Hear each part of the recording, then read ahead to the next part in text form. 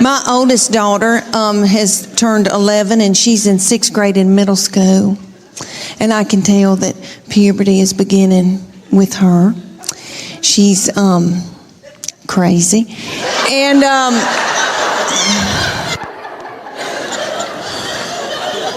she's mean as a snake. And we're scared to death of her, but we just tiptoe around her. She cries a lot. She doesn't know why, and she tells us, I don't know why I'm crying. And we just try to get through it. But I'm telling you, she can run a household. She's a grown woman. She has been ever since she got here. So I said, you're going to have to come in here, baby. I said, your daddy's going to take care of y'all. I'm going to Nashville for like 3 days. She bust out crying. I said, what's wrong? She said, don't leave us with him. He doesn't know where the food is.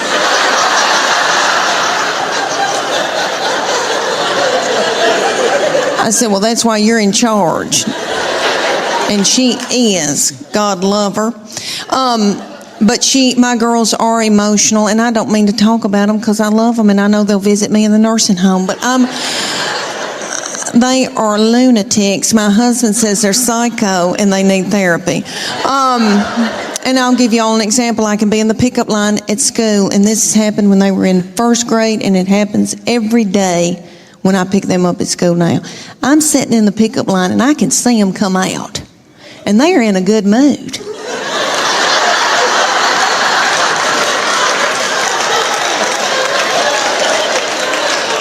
And they're goosing each other and giggling and doing and talking and having a good time. They're waving to the teachers and the principal.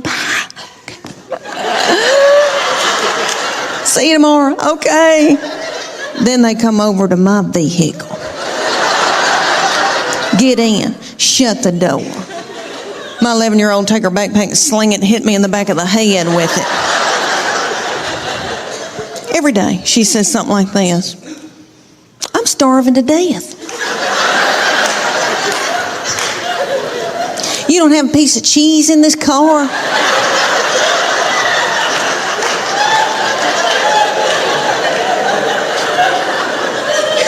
Your driving's making me car sick. I hate her. Why'd you have her? And then my baby will be sitting up there in a daze. She'll be going, Mama, Mama, Mama, Mama, Mama, Mama, Mama. What? Mama, Mama, Mama. What? I'm listening. She asked me some of the craziest things. One day she said to me, did Jesus ever have head lice?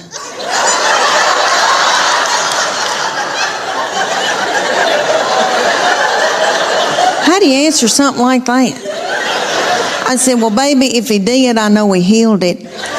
And then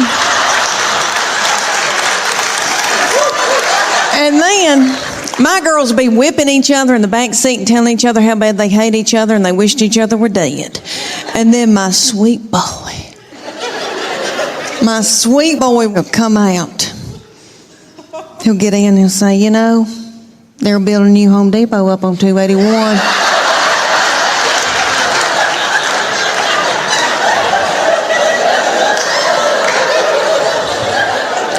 Just as happy-go-lucky. He's just like this. He's been like that all of his life. He's 14. He's never sassed me. I know people say it's coming. I'm telling you, I don't think it will. And I'm in love with him. My husband says I have an unhealthy obsession with him. Whatever. And I tell you, for you little mamas out there, you young mamas that are going through, you know, got a bunch of little children vomiting in the carpet, peeing in the closet. When you're trying to pee and they like slide ham under the door and say, can you open this, Mom? I know what y'all want for Mother's Day. Y'all want an Ambien and a hotel room.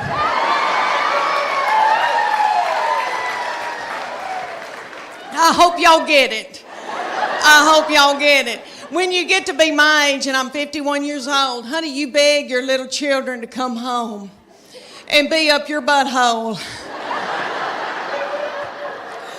I beg them and try to hold money over their head. All right, but they're all home. I'm so thankful, so grateful. Okay, y'all, we got a big night ahead of us. Y'all are precious. I want to talk to y'all about, because I am 51 and going through hormonal changes.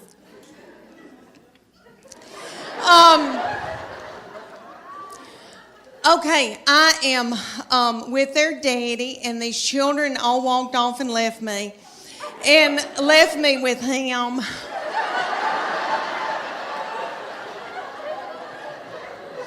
And he's so not fun. And he can't help it. He's that way because he has to make a living for all of us. And he's got a lot on us, and all the money's going out the window. And, because we got 2 in college, we just had 1 get married.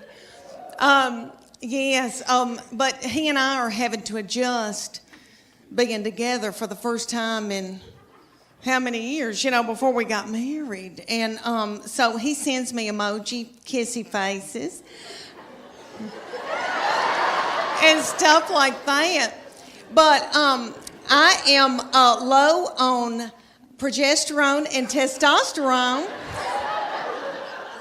He's low on testosterone, praise God. Bathing suit season, Lord. I've always worn a miracle suit, and I'll talk about that in just a minute, but I did a show for a group here in Knoxville named were Darling. And after I did it, a woman came up to me and she goes, Leanne, are you not going to Sears and buying you a swim dress? And I thought, well, I didn't know my life was over.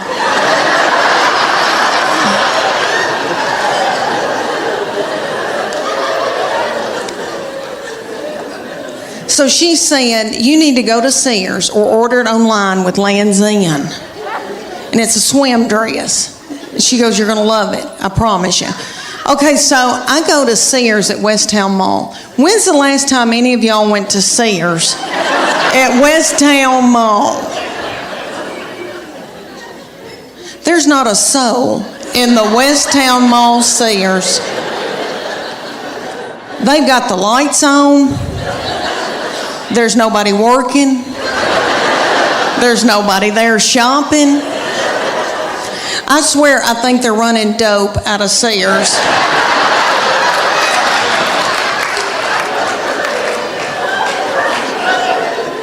But I got me a swim dress, and I am beautiful in it. And I'll tell you why, because it shows my arms. My arms the only thing I've got left living for. And they are my daddy's. Jimmy Fletcher, I got them from him. My sister gets so mad because she didn't get them, and she'll call me and say, you got daddy's arms, and just hang up on me.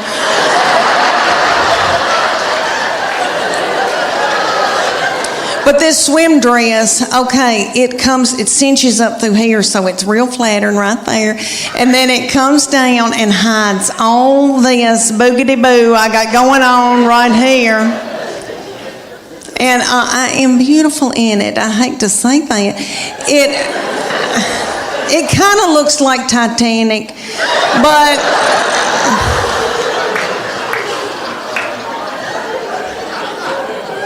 but for years I wore a miracle suit. Okay, the miracle suit is in Dillard's and Bell, Macy's, are all over.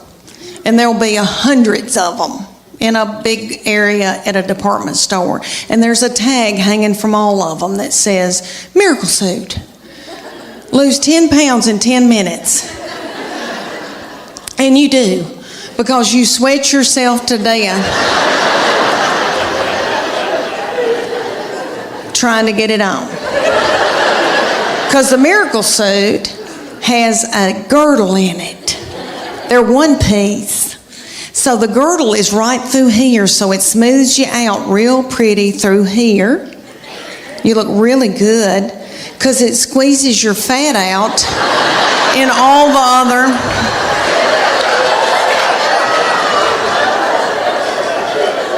all the other directions, all the other holes. And I would buy it because I felt desperate and I didn't know what else to do. And I didn't feel pretty in them. And then I'd buy a sarong and wrap it around my whole body. And then sit under an umbrella and act like I was reading. But I bought them every year. I had them all the time. And I look back in videos from vacations and I've got them on and it's awful. Okay, so my girlfriend, the one with poop, you remember her? Okay, she found out that I had one. She was like, oh my gosh, I want one. So she drove down from Greenville, Tennessee. And they went to the Dillards. And she brought her 14-year-old daughter with her, and they got in the dressing room at Dillard's, and the 14-year-old was sacking her mama up in this bathing suit.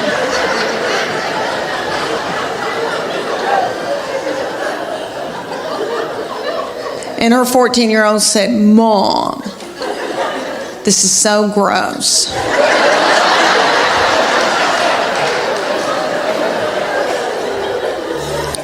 Put it back, let's get out of here. She said, I can't. He came to me in, he was in middle school or high school, and he's very spiritually mature, has always been. I didn't do it. Their daddy didn't do it. God did it. But we call him our little Billy Graham. But anywho, so he was dating a little girl, and he came home, and I said, what y'all been doing? And he said, we've been watching a movie and we were kissing. I said, oh, that's normal. That's okay. But I said, baby, before you know it, one thing can get out of hand. You've got your arm around somebody and then you've got your hand on her leg. Things can get out of control. He looked at me like I was crazy. And he said to me, Mom, I've prayed about this. Nothing like that's going to happen. And I know he meant that. And all I could think of to myself was some of the nastiest things I ever did.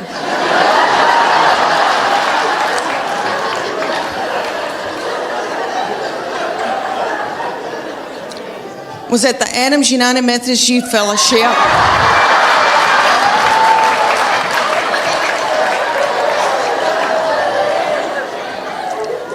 On a hayride. I don't know what it was about hay that set me on fire. I wish it did now. I could get a new purse out of that. Do y'all know what I'm talking about? Youth groups. And we've all, here in the South, we've all been raised in church, Did y'all ever go to a lock-in? What little fool came up with that?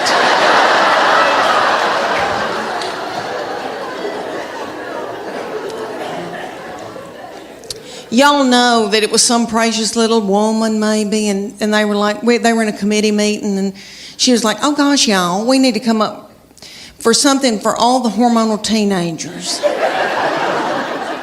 I know.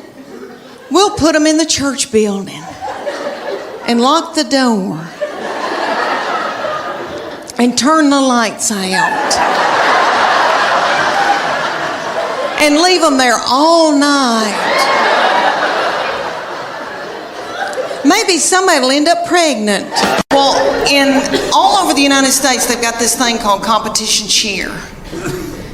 And it's kind of like, if you don't know what that is, it's kind of like Honey Boo Boo meets the Olympics, really. It's gymnast. They're gymnasts. And there's one in Knoxville called the Sharks.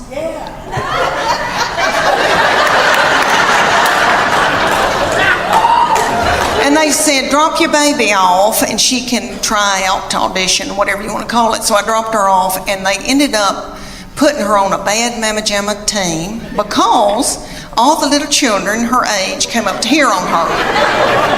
And somebody's got to throw them up in the air. So they were thrilled with her, and they treated us like royalty. But anyway, they said, you're going to come in here twice a week, learn a 2-minute routine. It's going to cost you $150 a month. It's like, okay. They said, there's a uniform that you're going to order, and it comes to here. It's going to expose her stomach. She's going to have a tiny skirt on with a slit in it with a glitter panty underneath it. It's $300. I said, that's a whore outfit.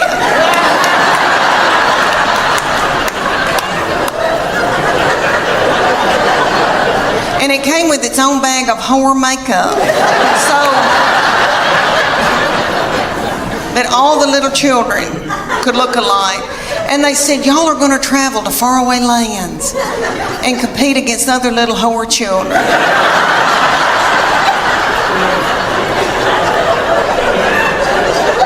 So we went to like Cincinnati or Atlanta, and we had to get hotel rooms and the gas and all of that. And then you drive up to a big coliseum, a huge coliseum, and there's tens of thousands of little whore children walking around. And my husband said, there could be pedophiles here. This is the awfulest thing I've ever, something's not right. Okay, so then they said, you're going to pay $150 for your baby to be in this competition. You're going to have to pay $30 to put a band on to get in and watch your baby in this competition. Somebody was selling corn dogs for $15. Okay. They start out with the babies, so it goes from 5 to 18 ages. So the babies come out in a tiny little skirt about the size of a napkin. And they come out to Beyonce's All the Single Ladies. And their little mamas are in their 20s. And they're not bitter yet. And they're in the front doing every move to keep their baby on track because they're babies and they need to be at home breastfeeding. So they move up throughout the day into my baby's age, and they're the reef sharks. They call out that name, honey, for 2.5 minutes. My baby throws little children up in the air, flinging little children, broken out in a sweat, working like a Trojan. Did you see my Spanx? Okay. All right. One of my girls said I look like Miley Cyrus in the Wrecking Ball in my Spanx. But anyway, so she throws these little children up. The little children she's throwing up in the air are the flyers. They call them the flyers. And they're freakishly tiny little children. I don't know where these people come from. Their mamas are freakishly tiny. I mean, I come from big people. I've got thick ankles. I can work in the fields. And the whole time she's throwing them up there, these little girls are going.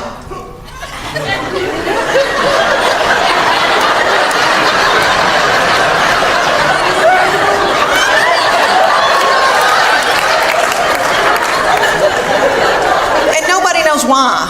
Really? So at the end of the routine, after the 2.5 minutes, the finale, everybody hunkers down on the stage, puts their forehead on the stage, and my baby is the finale. She pops up and has a little child's foot in her hand and holds that child's foot. I would put it all the way up, but my dress is tight in the back. But anyway, she holds this little child up over her head. Are y'all listening to me? I mean, it was a big deal.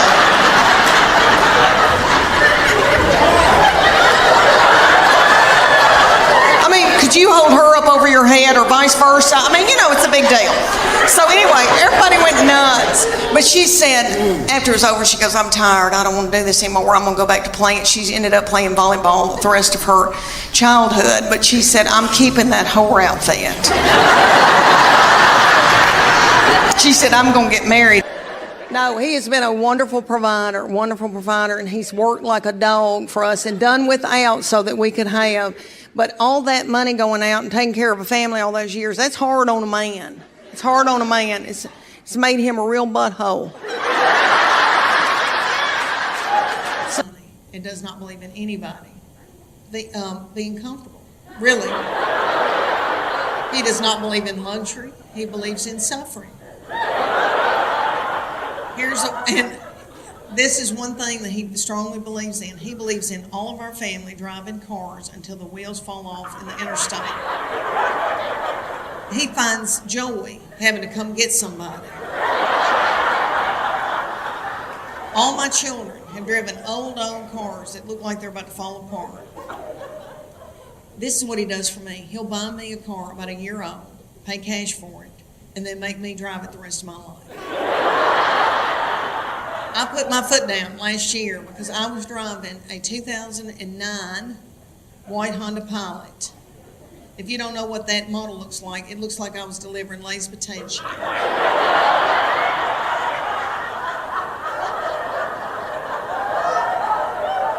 And I never felt pretty in it. I really did. It had over 235,000 miles on it. And the lights started flashing at it saying, "Get out, Leanne. Get out."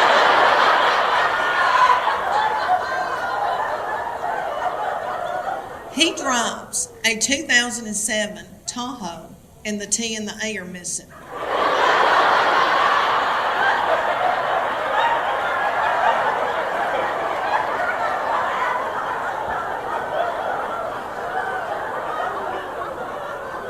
And if I was home tomorrow, we would be pulling up in that big Tahoe to the Baptist church in the doorway. And when church is over, my husband wants out of there and doesn't want to talk to anybody. And see, that's my time to fellowship. And he drives that big old Tahoe up to the front door of the Baptist church and goes,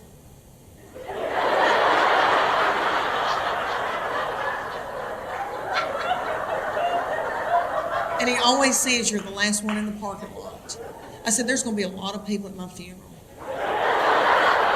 I've built relationships with people. He goes, "Okay, fine. I'll have to have mine in a yogurt shop." She's called me today and said, "Mom, are you okay? How did your show go last night?" And I go, "Good." So the day before, she goes, "Did you make it to Huntsville?" I said, "Yes, baby. Thank you. Tell your daddy."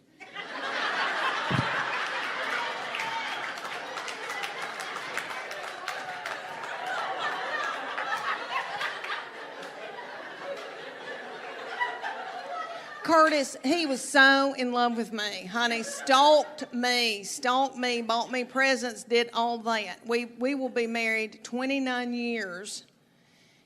Thank you. Thank you. Thank you. I truly believe that he would not pull me out of a burning vehicle.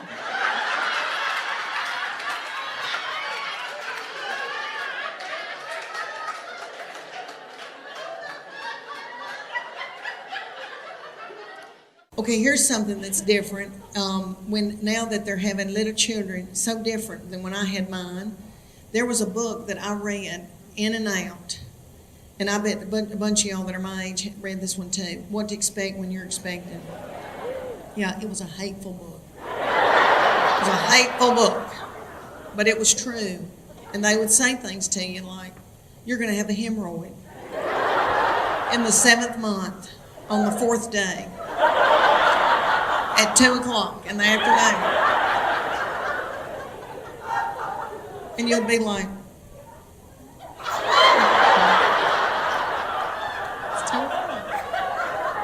back then, everybody was terrified about food allergies, and that was a big thing that they stressed, and our pediatricians. And I remember having this whole big chart in my kitchen on the wall that told me, my boy, I wouldn't let him have sweet potatoes until August after I had cleared the squash in July. That just crazy. And I did perfect with him. The second one came along, did okay with her, really did. That third one came along. We were at the McDonald's. I had two playing one in the balls and one up in a tube. And my baby child did not have any teeth yet. She was in a high chair, and I threw a cheeseburger onto her high chair, and she gummed it down. And a woman came over the intercom and said, "Excuse me, ma'am, but your baby has pooped in the tube."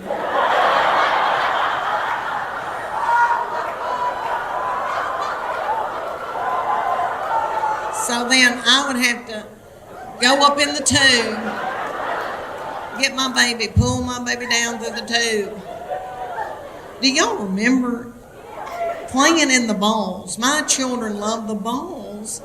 And Lord, we had a ball going. Me and my friends would go to anywhere that they had a bunch of balls and tubes, and little children would be playing in a dirty diaper and swim by on top of the balls.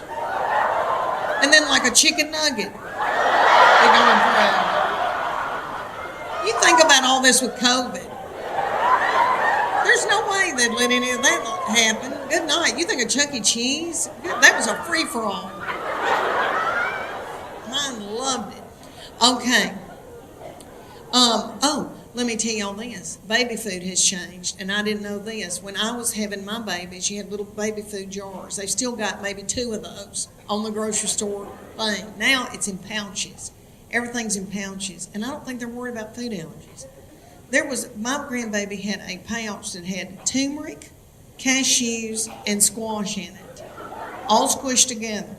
And now they don't feed babies with spoons. They just squirt that pouch in their mouth.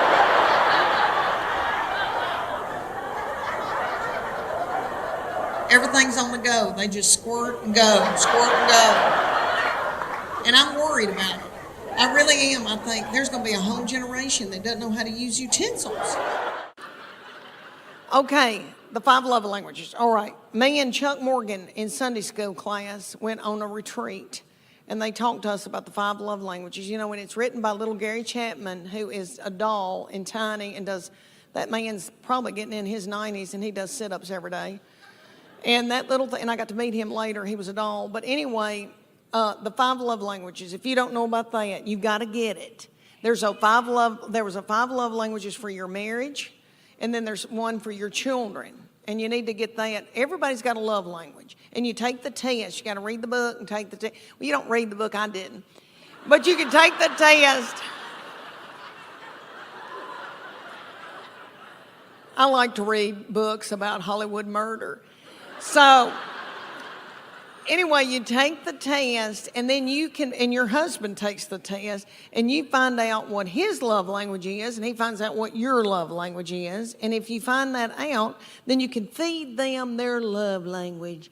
And then, so I can feed Chuck Morgan his love language, and then his love tank fills full. If I don't, he could go to work and be at a water fountain, and some whore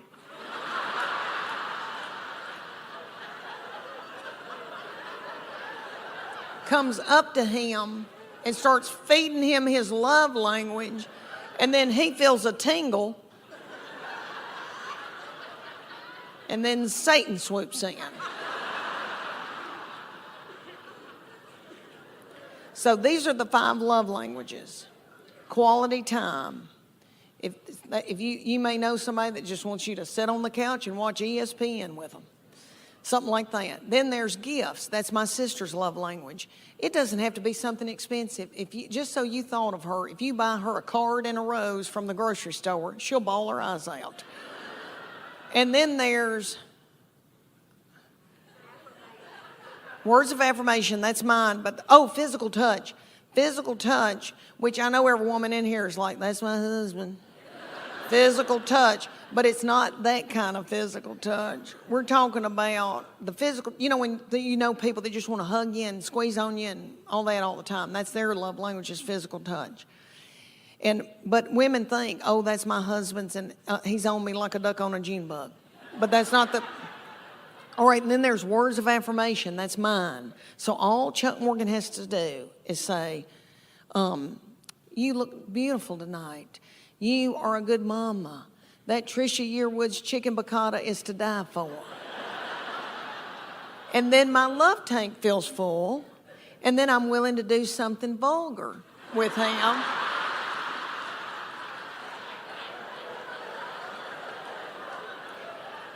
And then he gives me money to get my hair highlighted.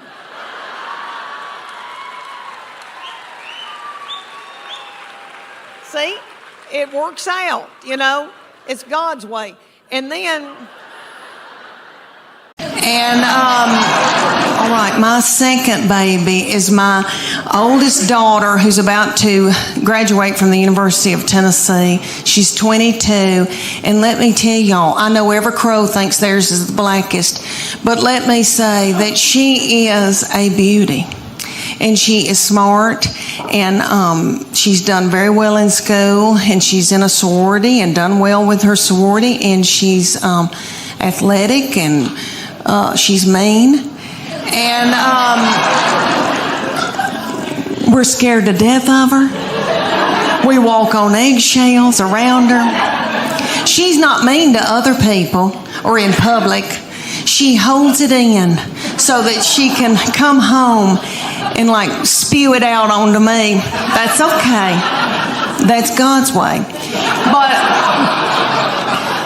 this is what I think happens. When she was a junior, her summer between her junior and senior year, I think that God allows this to happen. And you little girls, that your babies aren't this old, just listen to me. All right, one day they'll just turn on you. And you'll think, who in the world is this? Who's coming down the steps in the morning? We don't know who this is. I think that God allows that because He knows that you're about to let your baby go off to college or whatever they're going to do. And He knows that you're grieving. So He makes them just as mean as He can so that you can let them go. And I believe that.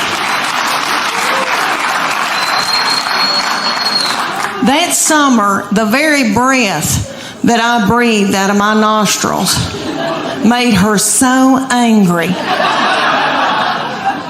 We were not allowed to eat cereal in our own home because she couldn't stand to hear us chew. I don't mean to talk about her because she had a lot on her. She had to empty the dishwasher. Stuff like that. So, my husband is a big man and is 6'4". I'm 5'8". We breed big kids. And we wanted them to be in sports and when they were growing up, and so we made them do all kinds of mess they didn't want to do. And we put our boy, when he was little bitty, we put him in T-ball. He hated it. I don't know if any of y'all have had a baby play T-ball, but for those of you who don't know, T-ball season, it's about 110 degrees outside. It's little children that are 4 look like they've got a diaper on under their baseball pants or a pull-up. The games last about 3 hours. Nobody ever hits the ball, throws the ball, catches the ball, makes contact with the ball. My baby laid in a fetal position in the outfield the entire season. He never touched a ball.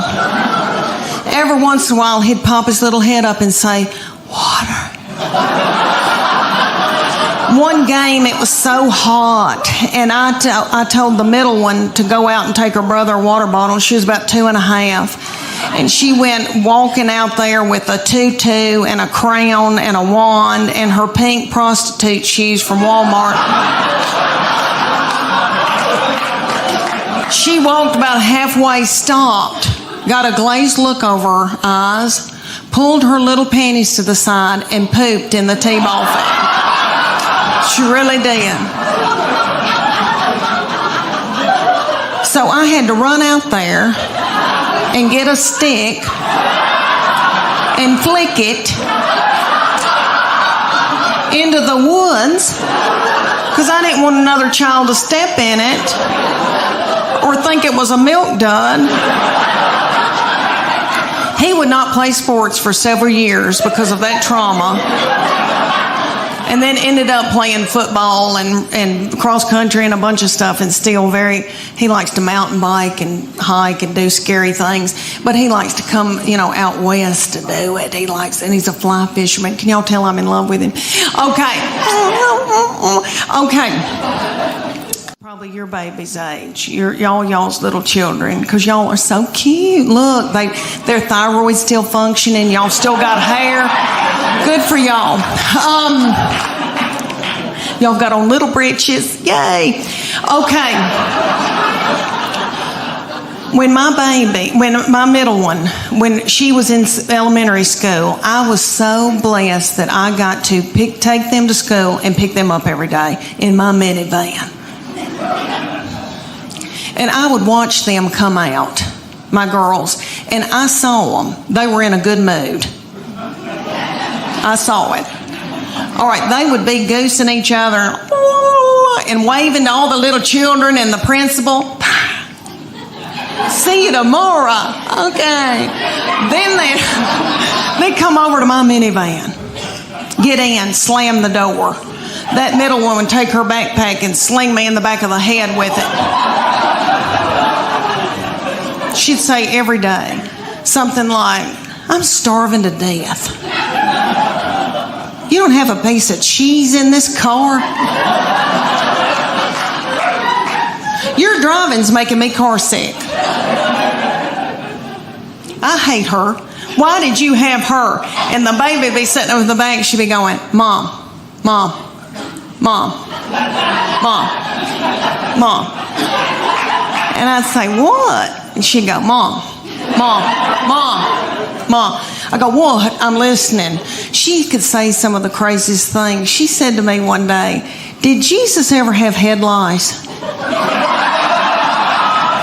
How do you answer that? I said, well, baby, I don't know.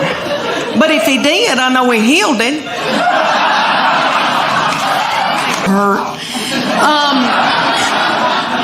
It did. I was pregnant and or breastfeeding for 6 straight years in the foothills of the Appalachian Mountains. And let me tell y'all, when I found out about my third baby, I feel terrible how I reacted, but I was so overwhelmed and so tired. But I knew that day I didn't feel right. I thought, what is wrong with me? I'm tired and I kind of feel sick. And I thought, oh my gosh, surely I'm not pregnant this quick after this, because my girls were 20 months apart. So I had to know. I was crazy. I drove to the Walmart in the foothills of the Appalachian Mountains, and I took my 2 babies with me and the diaper bag and all that stuff you take with you. And I went into the Walmart and bought an EPT pregnancy test. I took it in the stall and I tinkled on it. And my 3-year-old boy looked at me and said, what, is it positive? And it was. And I drove home just as fast as I could, and I called my husband at work, and I said, you're trying to kill me, aren't you? Well, you're not going to, because I'm going to walk out in the woods and let the animals eat me.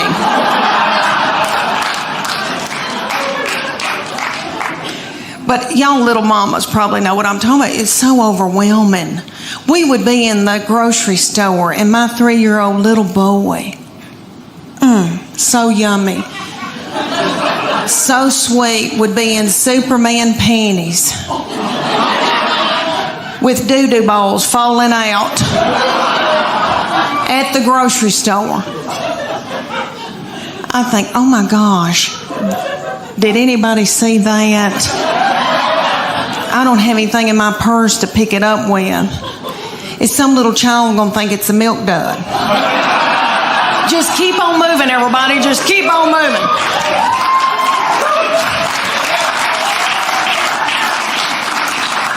And he is married. He got out of college. He met his college sweetheart his freshman year. He said he would never marry young, but he did. And he brought her home. And all right, who in here has had boys and girls? Can you clap? Who do you think's easier to raise? I mean, just yell it out. Boys or girls?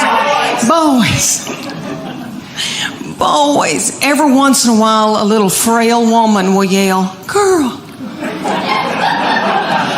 And she's probably being threatened. But anyway, no.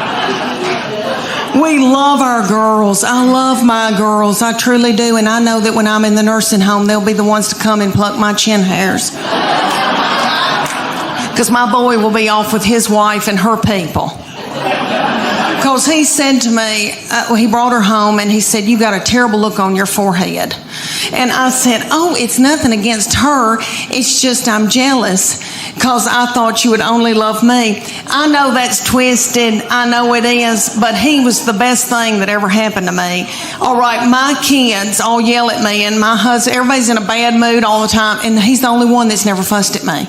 And he was just the sweetest child growing up. And so when he said he was going to marry somebody and move off, it was awful. But let me say that I love her. And they live near us. And she's like another child to me. And it has been a blessing. She is very sweet and has forgiven me for my forehead looks. But anyway, but he said to me right before they got married, he goes, "Mom, she's going to be my immediate family. You're now my extended family." He said, "Mom, that's biblical." I thought, why did I show him the Bible? Which, hey, close enough, but it did make me laugh real hard. Just, who betrayed Jesus? Bob the Tomato! I remember he bounced in like, "You're gonna die, Jesus." I'm kidding, they didn't do it. No, they didn't do the crucifixion on VeggieTales. They wouldn't do that. That's crazy. That's way too dark. Also, no arms, so who's gonna do the finale? What are they gonna do? Put baby carrots on Larry? That's insane. We can't do that. I assume, even if you didn't grow up religious, you know like Noah's Ark. Most people know that one. That's our big one. It's on the cover of all of our coloring books. Yeah, it really is a testament to how fucked up the Bible is, that we read Noah's Ark and we're like, that's the kid's story. That story is dark as hell. It's about God drowning all his kids because they were being annoying. And we're like, yeah, that should be the mural in the nursery. Come here, little buddy. These are the animals he didn't drown. Oh, what a lucky horsey that got to go on the boat with one friend. It's the rainbow. I think they think the rainbow saves it. God sent Noah, who probably had some trust issues at that point, the rainbow as a promise to never flood the earth again, which I think is the darkest part of the story. Rainbow after a destructive flood. I mean, that's like buying someone a ring after you push them down the stairs. That's crazy. Every time I see a rainbow, I don't think of gay rights. I don't even think of rain. I just think of God going, I mean, I didn't kill everybody.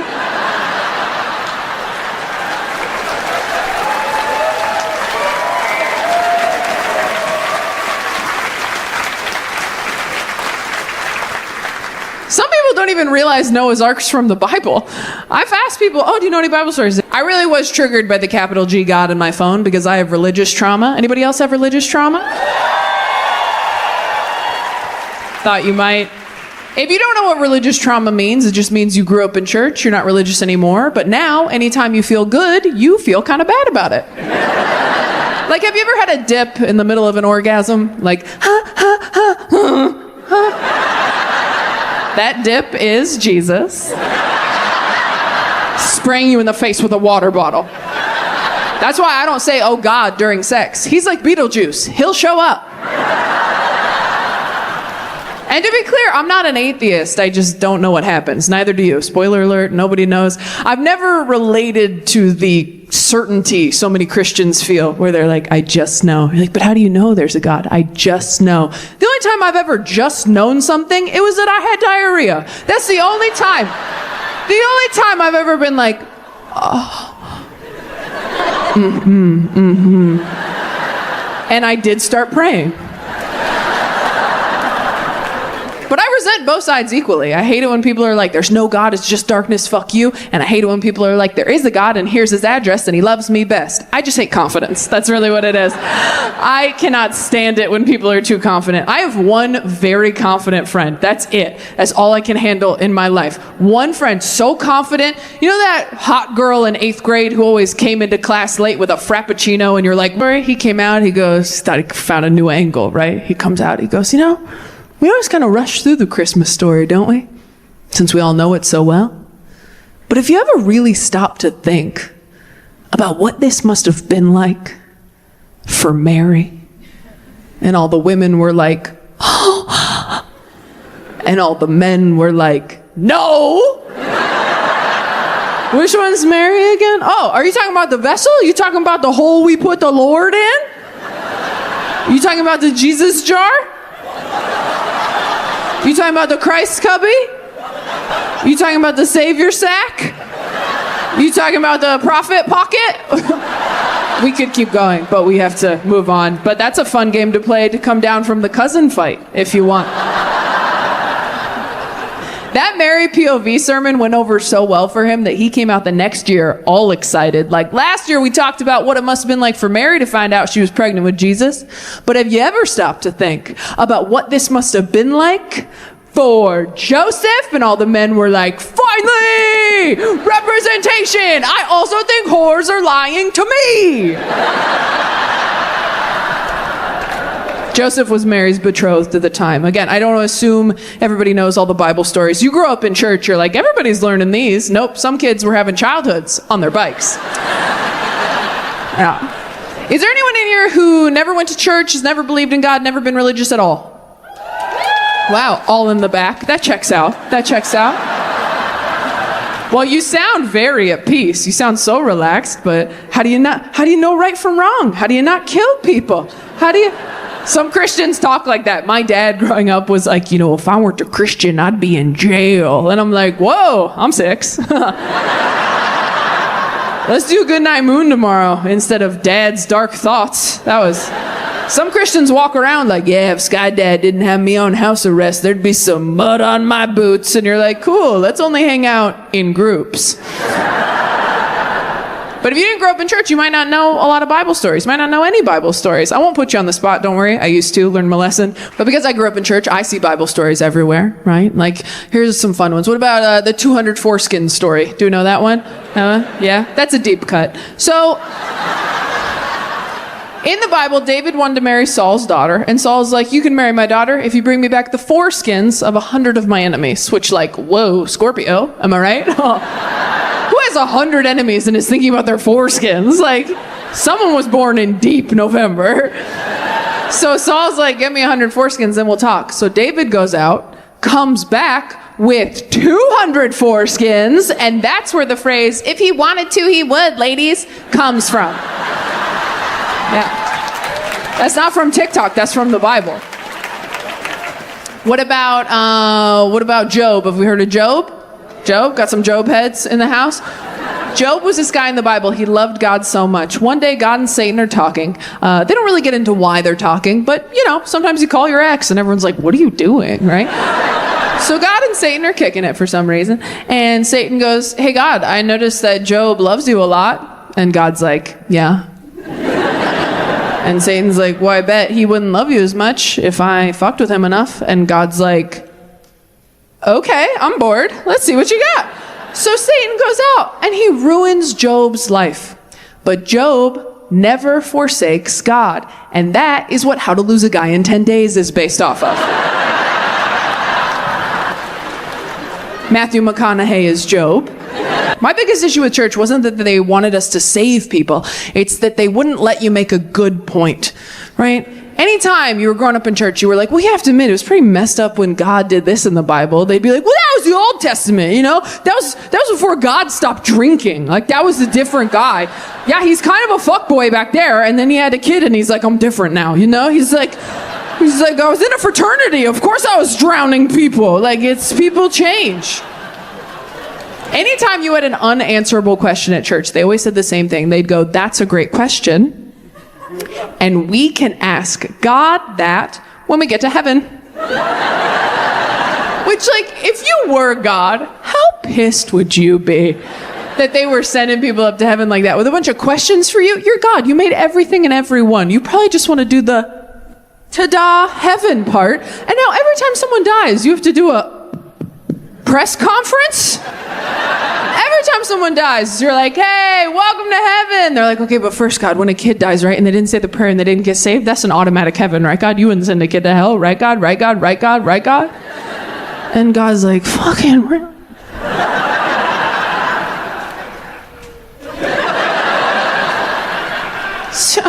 seriously, dude, you're in heaven, bitch. Do you go to Disneyland? Like, hope all the workers get benefits. Like, shut up.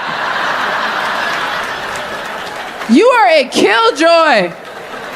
Yes, the kids are in heaven. We muted the kids so we could all enjoy heaven, but yes. That's a dark one. I know, that's a dark one. I have a dark sense of humor, partially because I grew up in church. Church is a dark place. Every Sunday, you go to a big room where the underlying message is, won't it be great when we all get to be dead with Daddy? That's church.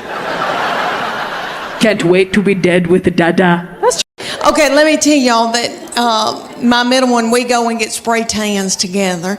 And I love them, and I feel thinner in them. If you're going through a hard time, go get a spray tan. Makes you feel like a movie star.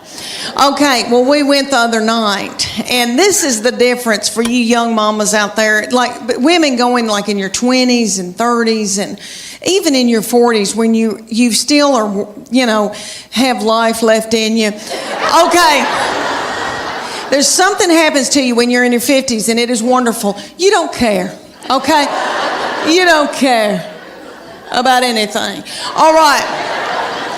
We go to get a spray tan, and y'all know about Snapchat. There's a thing called Snapchat where you can video somebody and send it to your friend. Okay. Or send it out to the world, I guess. All right.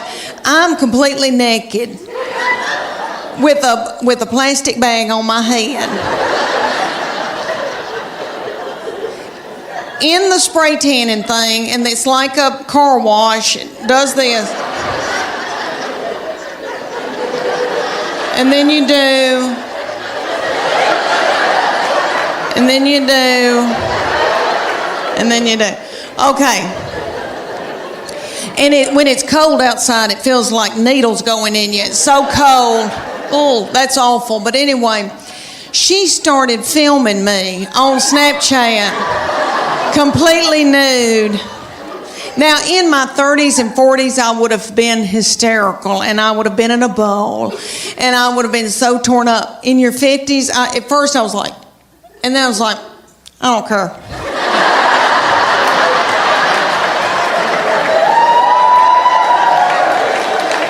I think I may have gone. I don't care. I don't care. It's a wonderful feeling. I hope y'all can all get to that one day where you don't care. Honey, it's wonderful. In Knoxville, our children's hospital, had asked me for years to be in there Dancing with the Stars. I want to be able to tell y'all it was ABC, but it wasn't. It was in Knoxville, and it was local celebrities. So it's like the weatherman and Phil Fulmer if he didn't have a knee replacement, and you know, people like that. So they had asked me, there's not many celebrities, so they had asked me, and I said, well, I've been eating white flour, and I'm in a bad place, and I don't know. Because they make you wear a bikini with fringe sewn on it, like ABC. You wear outfits like that, so you're practically nude in front of everybody you've ever known. So I said, this is for little children. This is the least I can do. So they put me with a big old boy that was my partner. He was a doll, and it was very stressful. You had to learn a dance in 6 weeks. You had to learn a dance. You practiced at night, and then you begged for money during the day. It was a lot. And we were going to learn the cha-cha to Earth, Wind, and Fire, and I was going to kill it. Well, one night, he kind of flung me hard, and I thought, oh, something popped. And something doesn't feel right. The next morning, I woke up, and there was this big bulging thing about right here. And I called my girlfriend in Greenville, Tennessee, and I said, I think I've got backed up poop. And she said,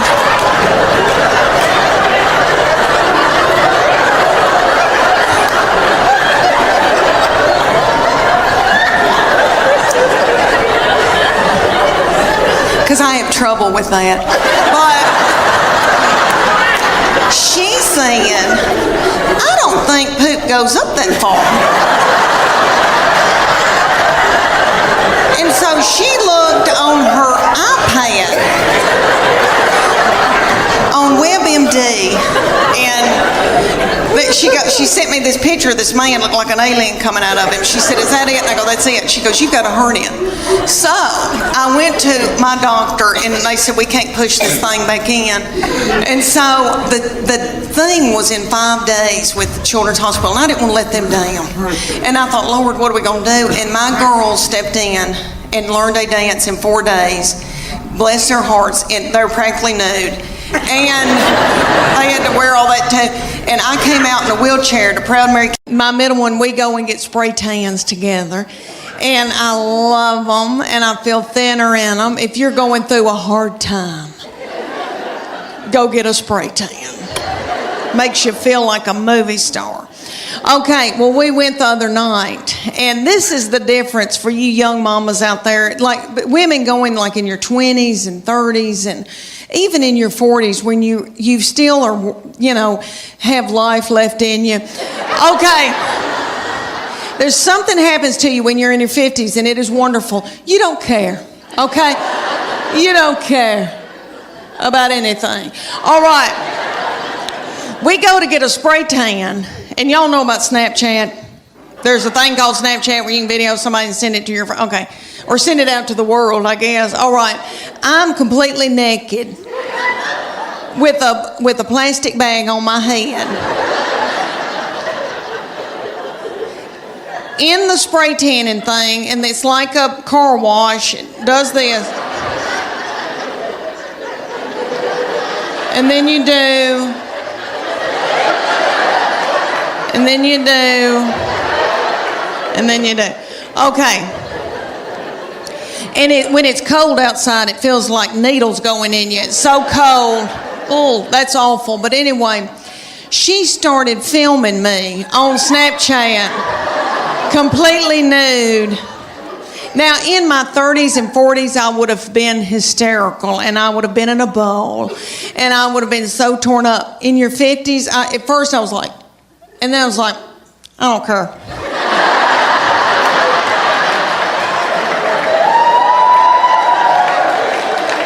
I think I may have gone. I don't care.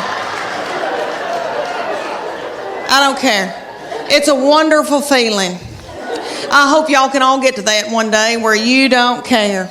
Honey, it's wonderful. I just don't care. Okay. All right, she is a beauty. And I know every crow thinks theirs is the blackest, but she's always had a bunch of boys coming around wanting to date her. So there was one that came around, and he was a player. Do y'all remember that, playa? Remember? So the young people call it playa. My husband's not a player. He doesn't chat at all. So he never sweet talked me or, he's not that way. Solid, though, solid. I've got good health insurance. But, he is never, charmed, not that kind of man. Okay. Well, she had this one coming around. He was a charmer. He was a player. And so he would say to me things like, "Miss Morgan, you look beautiful." And I'd be like,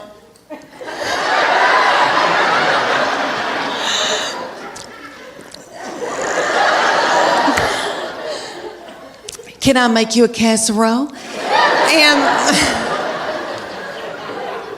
eventually they broke up, praise God, because I was exhausted. I was blowing my hair out every day and mopping the kitchen floor. So one of my good friends in Nashville said, "I'm selling this jewelry." And you get out and you schlep this jewelry around in women's houses like Tupperware.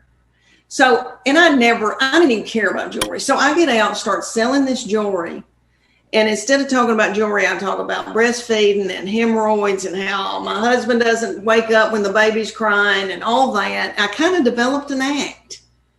And women thought I was funny. And one night somebody peed on a couch, Charlie. And I thought then, I've got something. And I had always loved comedy. My husband and I had been on a trip. Wait. Okay, back this up. I thought when you said someone peed on a couch, I thought that was the beginning of a news story. But you're saying someone laughed so hard they just peed on a couch, and that's how you knew. That's how you knew. That's how I knew. I'm not kidding. That was a God moment. When I clicked in my head, I thought, okay, I've got it. Because I had been thinking all this time that I had not been doing anything. Always in my heart, I thought I'm going to be doing something. And I'd always loved comedy. I knew I was funny. I knew I could tell a story. But, you know, when you come from a little country town and then, you know, everybody takes a traditional bath and you go to college and everybody expects you to be a certain, I just did not know how and I didn't know when, but I knew I was still going to do it. Yeah. And so my husband and I had been to the Comedy Store on a trip in LA, and I watched them. Dom Herrera got up. I'm trying to think of all the people that were there, but it was a wonderful night. And I remember thinking in my head, I can do this. I'm going to be doing this. But I just kept it to myself. And so I start selling this jewelry, and women start booking me so far in advance, like a year in advance, to have these jewelry parties. So I look back on it now, there were no comedy clubs, but it was my own little comedy club in every one of these little houses. And I'd go and put that jewelry out on somebody's kitchen table. And then I'd talk about, you know, breastfeeding, hemorrhoids, and, you know, stuff mamas go through. And the company noticed and started asking me to speak at their big things. And women, it was all women, and they in the audience, and they would come up to me after and go, "You need to be a stand-up comedian." And there was a guy there who had done comedy a long time in this was a Christian jewelry business. And so there was a Christian comic, Dennis Swanberg. I can't believe I remembered his name, but he was big in the Christian comedy world. And I didn't even know anything about Christian comedy, but he came up to me and he goes, "I think you need to try stand up." He was like the big entertainment, and I was just a speaker. And I literally breastfed by then I had my second baby. She's 25 now. I nursed her on the toilet in Opryland Hotel in Nashville, handed her over to my mama, and then got up on stage and talked. So anyway, he came up to me and said, "I think you need to try it." And the women were saying it, and it gave me the confidence, Charlie, to do it. And so little things, just people came in my path, and I just fell into stuff. And I started doing like little things around the community for like the Rotary Club or Kiwanis Capers. And honey, I thought I was Chris Rock. And my husband sold that business and went to work for a large mobile home company that's all over the United States. It's a Berkshire Hathaway, Warren Buffett company. And they moved us to San Antonio, and San Antonio had a club, and I started working that club, and it wasn't that great a fit, but I was unique there. It was a lot of Hispanic comics, and they were all darling, but that was kind of the thing there. And so I started driving to Austin, Texas, to Cap City Comedy Club, which is one of the best comedy clubs in the United States. And Margie Cole ran it for years with Rich Miller, Dennis Miller's brother from Saturday Night Live. And she believed in me and moved me from opener to headliner for the first time in their history. You know, I never featured. I mean, I maybe featured 2 or 3 times, but she moved me from opener to headliner. And let me tell you, Charlie, I sucked.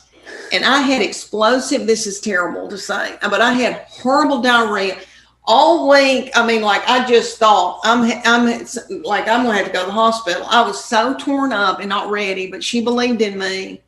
And that's how I got started. And that from there, things kind of, you know.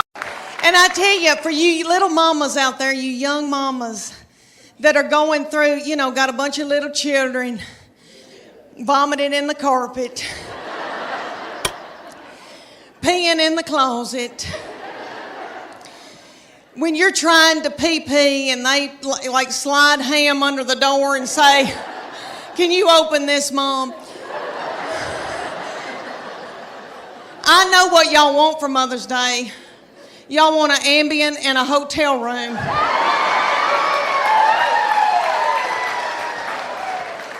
I hope y'all get it. I hope y'all get it. When you get to be my age, and I'm 51 years old, honey, you beg your little children to come home and be up your butthole. I beg them and try to hold money over their head. All right, but they're all home. I'm so thankful, so grateful. Okay, y'all, we got a big night ahead of us. Y'all are precious. I want to talk to y'all about, because I am 51 and going through hormonal changes.